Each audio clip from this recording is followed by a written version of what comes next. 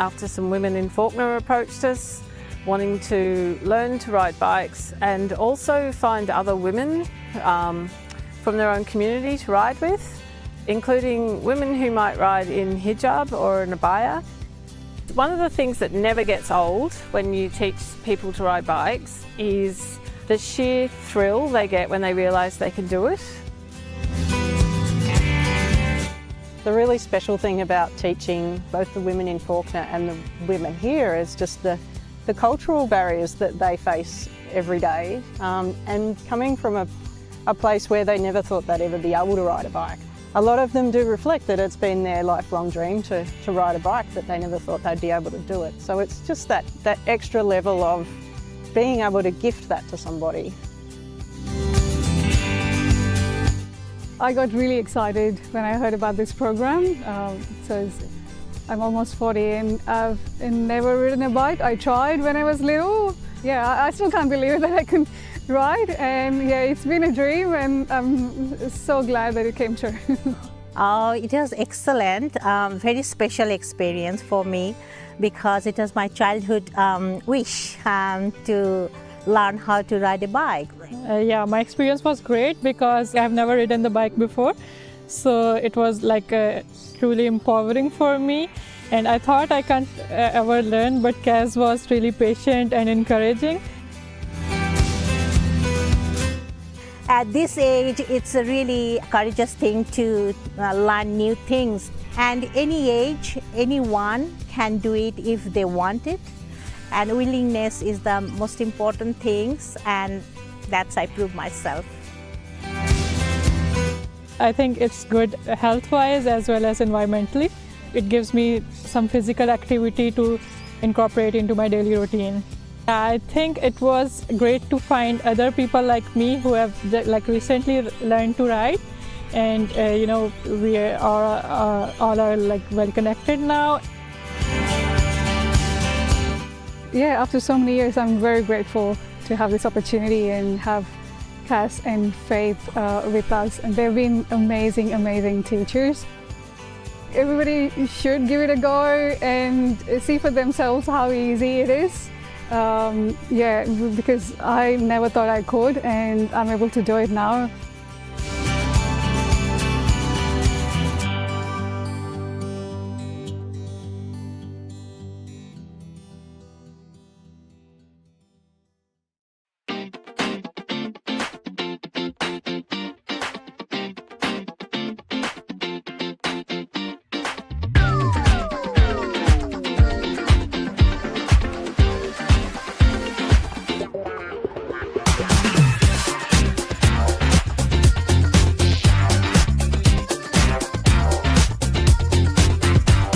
The compost that we receive from Merri-bek Council that's made from the waste from our green bins, the food and organics waste, is a fantastic resource. A lot of carbon, a lot of organic matter that goes to building up the soil here, combined with the compost that we make ourselves. You know, a really brilliant resource for the garden, and it produces fantastic crops, as you can see behind me.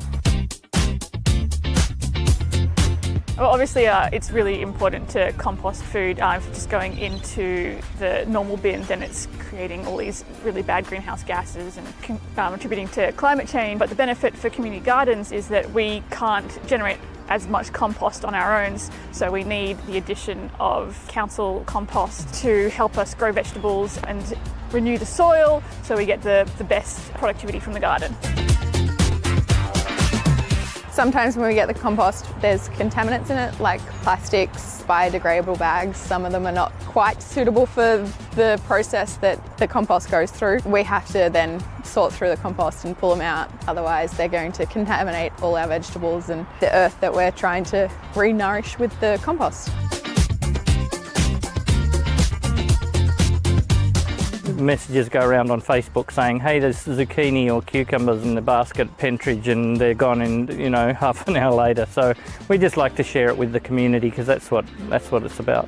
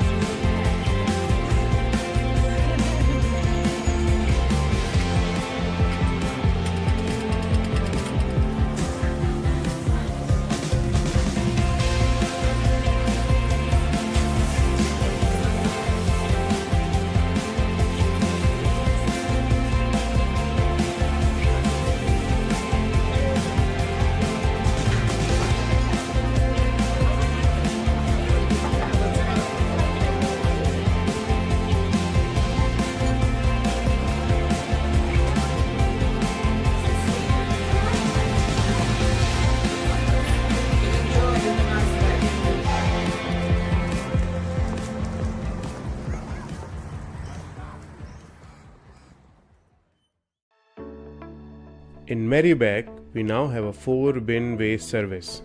All households need to separate mixed recycling, glass recycling, food and garden organics, and general rubbish. This will help reduce the amount of waste we send to landfill and improve the quality of recyclables in Victoria. Glass bottles and jars now go in your new glass recycling bin. Lids must be firmly attached. Loose lids go in your general rubbish bin. Steel tins, aluminium cans and foil, paper and cardboard, and plastic bottles and containers go in your mixed recycling bin. Food scraps and garden clippings go in your food and garden organics bin. You can use paper towels to wrap your food waste. Put your glass bottles and jars, food scraps and mixed recycling in the bin loose, not in bags. Plastic bags and other items that can't be reused or recycled go in your general rubbish bin. This includes kitty litter, animal droppings, old textiles and nappies. General rubbish should be bagged or wrapped. Update your recycling knowledge today. Learn what goes in each bin by visiting merri-bek.vic.gov.au/recycling-guide.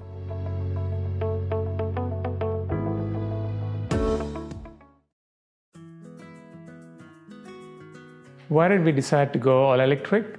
The primary motivation was obviously to reduce our carbon footprint as a family, especially with a young son, 8-year-old, who's attending primary school and learning all about climate change and how we can do our bit in reducing the impact.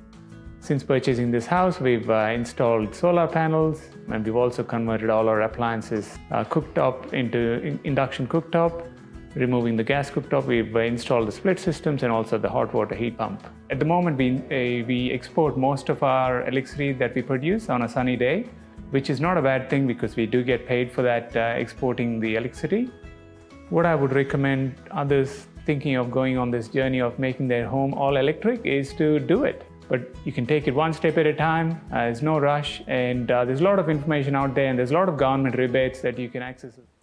Good evening, councillors, and to members of the gallery and to our viewers live streaming tonight's meeting at home. My name is Councillor Helen Davidson and I'm the Mayor of Merri-bek City Council and the chairperson of tonight's meeting for planning and related matters. It's my pleasure to welcome you to tonight's meeting. We're meeting on the lands of the Wurundjeri Wurrung people, and I wish to acknowledge them as the traditional custodians of the lands and waterways on which we meet, and I wish to pay my respects to their elders past, present and emerging, as well as to all First Nations communities who have significantly contributed to the life of this city. This council meeting is being recorded and web streamed live to council's website and Facebook. This recording will also be available as video on demand. Attendees have advised that they will be recorded during the meeting. Now, a reminder to all councillors that we will act in accordance with the Councillor Code of Conduct, which supports principles of governance and leadership and secures public confidence in the office of councillor. In the event of an emergency or disruption, we may be required to take action to ensure the safety of attendees. For members of the gallery and councillors attending in person, please follow the directions issued by council staff and security officers. Now, I'd like to introduce the councillors in attendance tonight. We have Deputy Mayor Councillor Helen Politis. Good evening, everybody. Councillor Natalie Aboud. Good evening. Councillor Sue Bolton has not arrived as yet. And we have Councillor Liz Irvin. Good evening. Councillor Dr. Jay Iwasaki. Hello. Councillor Chris Miles. Hello. Councillor Adam Pulford, who has sought leave to attend online. Can you hear us, Adam? Okay, we'll try to rectify that for him. Councillor Alice Fenson. Hello, everyone. Councillor Kat Theodosis. Hello. And Councillor Oscar Yildiz. Good evening. I'd also like to introduce Philip Priest, Group Manager of City and Development and members of the Urban Planning team. So there's no apologies tonight, and we'll move on to disclosures of conflicts of interest. Are there any conflicts of interest to disclose? No, there are no conflicts of interest. We will now move to confirmation of the previous meeting. Could I please have a motion to confirm the minutes of the council meeting for planning and related matters held on the 29th of January? Is there a councillor who could move that? Councillor Yildiz, seconded by Councillor Irvin. Thank you. And we'll put that to the vote. All those in favour? I declare that carried. Now, before we move to the reports for consideration, I'll outline how the meeting for planning and related matters will run this evening. For the item in relation to a planning permit application, the relevant planner will introduce the report and the officer's recommendations. I'll then give any objectors or supporters the opportunity to make their submission. After that time, the applicant will be given an opportunity to speak. If you are making a submission, please clearly state your name for the record. You're requested to present your viewpoints clearly and concisely on why you oppose or support the planning application. Please don't repeat what other speakers have previously said, and keep the discussion focused to relevant issues and points not previously raised. Please use this opportunity to focus on your concerns rather than matters of detail in the officer's report. So there's a time limit of 3 minutes for each speaker and the permit applicant, and I reserve the right to increase or decrease that time. So we have 2 reports this evening. The first report is the City Development Activity Report for the December quarter. And I would like to welcome Councillor Sue Bolton. And just to double check before we move on that Councillor Pulford's, you can hear us and that's all good. Great. Yeah, sorry about before. Thanks. No problem. Thank you. So City Development Activity Report for the December quarter. We don't have any speakers that are listed for this. Could I please have a councillor to move the motion? Councillor Chris Miles, and a seconder. Councillor Liz Irvin. Do you wish to speak to this report? Councillor Irvin? No? In that case, I'll put that to the vote. All those in favour? I declare that carried. Now, the next item on the agenda is 342 to 348 Victoria Street, Brunswick, the ministerial application. Does any councillor have a conflict of interest? No. I'll ask Vita Galanti, Planning Coordinator, to present the report. Oh. No, sorry. Houston Watt, Senior Urban Planner. Thank you. Thanks, Mayor. Good evening, councillors. I am here to present the ministerial referral for 342, 348 Victoria Street, Brunswick. It seeks the construction of 4 multi-storey mixed-use buildings, partial demolition and buildings and works in heritage overlay, a reduction of the statutory car parking requirement and the use of the land for dwellings. The applicant has sought a permit under clause 5323 of the Merri-bek planning scheme, which means the Minister for Planning, not Council, is the responsible authority. And in light of this, the purpose of this meeting is to determine Council's position and to inform the Minister accordingly to assist in their determination of the planning application.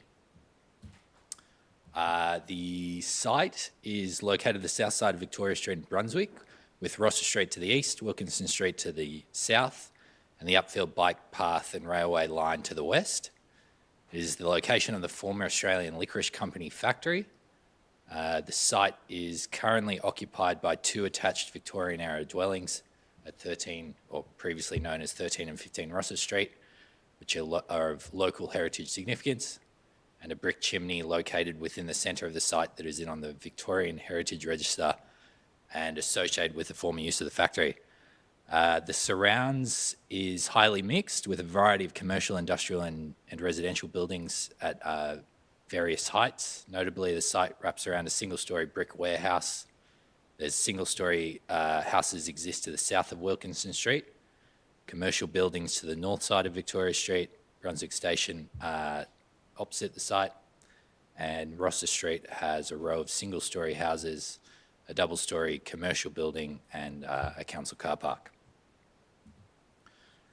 The key controls affecting the site include the Commercial 1 zone, in addition to the Design and Development Overlay Schedule 18 and Heritage Overlay Schedules 239 and 183. The site is located in the Brunswick Activity Centre in an area identified in the planning scheme for significant housing growth.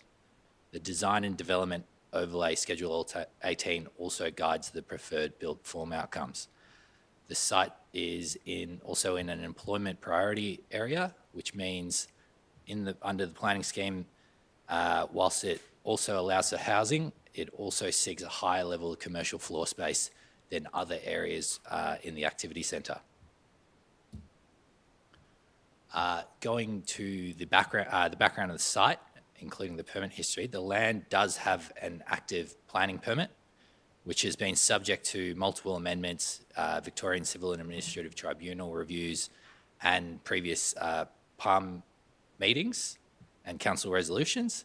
The most recent amendment was made via VCAT consent process, which was supported at the September 2023 PALM meeting. This amendment included extensive changes to the built form, additional dwellings, bicycle spaces, reduced car spaces, and reduced commercial floor space, in addition to other various changes. At the PALM meeting, the application was supported on the basis of the provision of an acceptable amount of commercial floor space, excellent bike parking and associated facilities, excellent pedestrian connections, and affordable housing was also provided.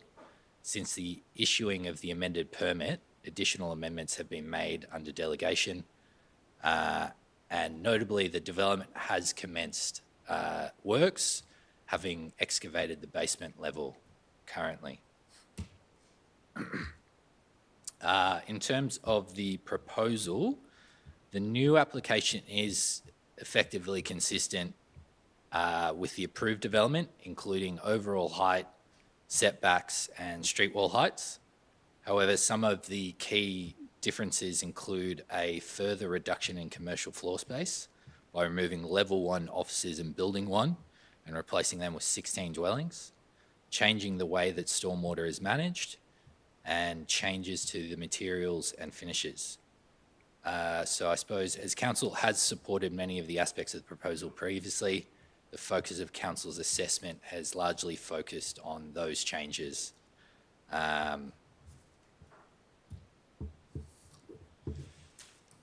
So in terms of consultation, the Minister has instructed the applicant to give public notice with the extent of public notice in accordance with the map shown on the screen. This concluded on the 20th of February. The application received one objection, which is indicated in blue on the map, and the nature of the objection related to car parking. So the key considerations, as mentioned, they kind of, for the most part, relate to the changes sought compared to the previous application and this one before us, which relate to extent of commercial floor space, water-sensitive urban design response, and the external materials and finishes. The office's recommendation seeks the inclusion of conditions which would effectively see the proposal realign with the development approved under the MPS permit. This includes an increase in commercial floor space, which would ensure the proposal is an acceptable response to the local policy relating to employment generation and generating uses, and an alternative water-sensitive urban design response which does not rely on proprietary stormwater systems. And lastly, conditions relating to the materials and massing of the buildings as they present to key pedestrian streets in the upfield shared user path. Overall, the conditions seek to reintroduce elements that formed an important part of council supporting the approved development originally, subject only to the adoption of the conditions recommended, with the proposal strike an acceptable balance between net community benefit and the objectives of the Merri-bek planning scheme. So it's recommended that council's submission to the Minister for Planning be that a planning permit should be issued for the land for the construction of 4 multi-storey mixed-use buildings, partial demolition buildings and works, and a heritage overlay, a reduction of the statutory car parking requirement, and the use of the land as dwellings at the subject site. Thank you. Thank you. Now we have no objectors who have indicated they wish to speak, and we have no supporters who have indicated they wish to speak. I will now call upon the permit applicant, who I believe is online, Paul Lewis, to make a submission.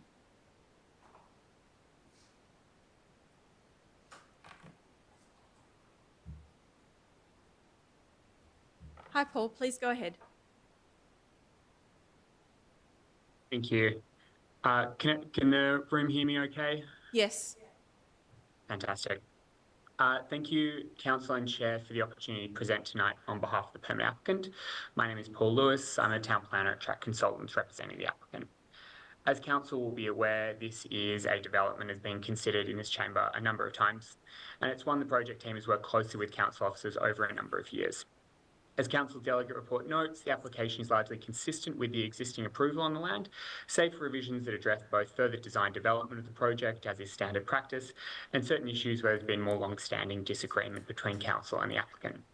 We submit that these changes are entirely acceptable with respect to relevant policy and planning requirements, and the application should be supported in its current form. In relation to the provision of commercial space, we acknowledge and commend Council's ambition for employment self-sufficiency and the need for vibrant mixed-use precincts. However, these ambitions need to be tempered by analysis of current and future market conditions. Delivering commercial floor space that's unlikely to be occupied will ultimately detract from these objectives. The applicant has commissioned a number of studies to determine likely demand for retail and commercial premises to determine the precinct-wide approach to programming of the ground plane. What's currently proposed, particularly in relation to office floor space, is intended to respond both to these studies and to the relevant policy in a meaningful way to assist in activating the precinct across the day and night. Providing further commercial floor space above the ground floor where it will lack street frontage and a sense of address represents an unacceptable risk of vacancy and will ultimately not support the precinct. The revised proposal instead provides an additional 16 high amenity apartments in a diverse mix of typologies, 60% of which will be affordable. In light of the current focus on providing affordable housing, we consider this an entirely acceptable and commendable outcome. In relation to Council's concerns with the proposed stormwater management arrangement, again, we acknowledge Council's position on proprietary devices, but respectfully submit that there's nothing in the planning scheme that supports this position or prohibits the use of these devices. The key requirement of the planning scheme is whether the proposed stormwater management strategy will achieve the required outcomes under Clause 5318. Both the analysis undertaken by the project team and further independent peer review commissioned by the Office of the Victorian Government Architect have confirmed this is the case. The further analysis also confirms that a recommended rain garden will ultimately reduce capacity for deep soil planting, diminish the public realm, and require complex pumping arrangements that are prone to failure and expensive to maintain. Finally, in relation to the proposed architectural changes, we respectfully disagree with Council Officer's recommendations. In relation to the western elevation of Building 1, we maintain the proposed architectural outcome is entirely contextually responsive. We disagree with Council's description of the building as monolithic. There's no question it's a large building, but it's also one that's sensitively detailed in fine grain and lightweight metal balustrade treatments with a sculpted ribbon balcony edge. We make similar submissions regarding Building 3. The revised architecture reduces the overall mass of the building, continues to delineate the building into smaller subcomponents through vertical rebates in the material palette. Paul, I'll get you to wind up if you can. Texture. Thank you. No more to say, except in summary that we respectfully request Council recommend the permit be issued without the proposed conditions 1A, B, C and F and conditions 7A and 7B. Thank you. Thank you, Paul. Now, is there a councillor who wishes to move a motion? Councillor Iwasaki, and do we have a seconder?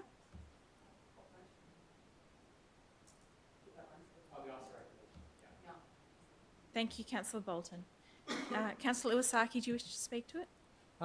Sure. Well, I'm disappointed with the further reduction in commercial space because I'd like to see more local business and commercial activation. I understand that demand has not been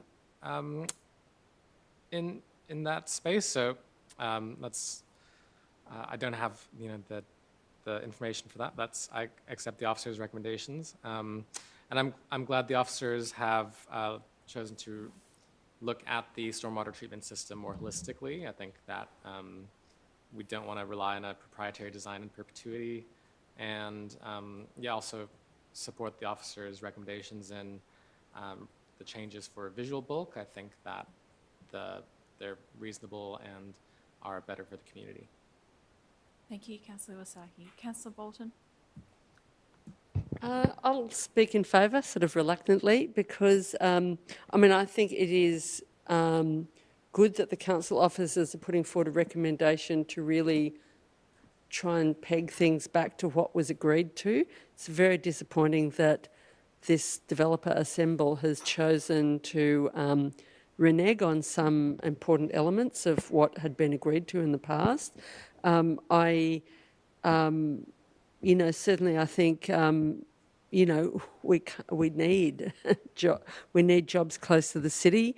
I haven't seen the actual the figures that the developers working off when they dispute the fact that the commercial floor space can be used, but I do think there are businesses that are screaming out, especially for larger commercial floor space, rather than little tiny shops, which are really highly restrictive in some developments as to what can go into those spaces. And I think the build to rent model sounds very appealing, I thought it was very appealing when I first heard about this model, but really I know that it's really designed for the upper end, people on much higher incomes, so it doesn't really deal with the affordability crisis in terms of housing. So, I don't feel any special affinity for this particular model that's being put forward here. It certainly doesn't provide any housing for people on lower incomes, which we know there are many, many, many of. So it doesn't address the housing crisis, but obviously we also need housing for this income bracket as well. So I'm happy to support this proposal from council with a view to trying to peg back the proposal to what was agreed on. Thank you, Councillor. Are there any further councillors who wish to speak? Councillor Abood. Thank you, Mayor. This is probably the second time out of 3 times that I've stood to thank the council officers for their work and reiterate that I trust what the planners are doing. I think that we've missed an opportunity with those office spaces. I work every day in a building that has a whole floor of office spaces, and they are all filled, and they're an enviable location, and they're supporting each other. And there are more offices being built. It's a stone throw from the CBD. And I think, in fact, it's the bottom floor of these type of commercial dwellings that are harder to lease. And there is no doubt that there are plenty of commercial spaces at the bottom of residential buildings that are empty, which I think is important for us to acknowledge. And I think that in the long term, what would be fabulous is that we can maybe create a scenario where that second floor might have been studios where artists can live with their work, or something completely different. So, I'm hoping to kind of try and have some more of those type of conversations about what mixed use can look like in the future, and could it really be mixed in those dwellings themselves where you can live in your own studio or live in your workspace under specific conditions. So while I am supportive of the application, even though I know it has a history that's longer than I know about, I think that it's important we build houses, which is ultimately what we're approving here, but there has been a missed opportunity, and I appreciate the amendments that changes have been put by council officers. Thank you, Councillor Abood. Are there any further speakers? If not, I'll put the motion as Councillor Iwasaki has put the officer recommendation to the vote. All those in favour? I declare that carried unanimously. Now I'll turn to Houston to summarise the next steps. Thank you, Mayor.